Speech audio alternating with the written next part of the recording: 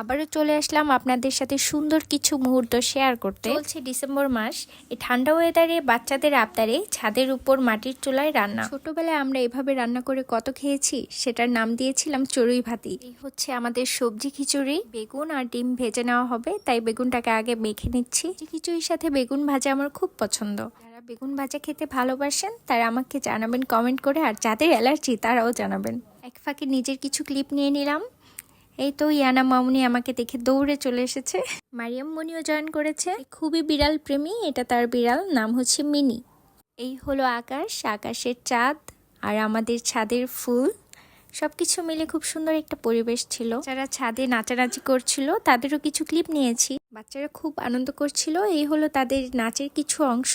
দুই বোনের নাচ গান হাসি আমাদের বাড়িটাকে মাতিয়ে রাখে।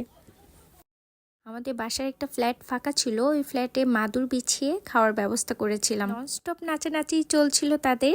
মাশাআল্লাহ, তাদের বন্ডিং খুবই ভালো। আমাদের আয়োজনে আছে বেগুন ভাজা, শুটকি ভর্তা, এটা আলু ভর্তা, পেঁয়াজ ভর্তা আর সাথে ডিম ভুনা। এই ছিল আমাদের আয়োজন। যাই, গরম গরম খেতে হবে। টাটা, আল্লাহ হাফেজ।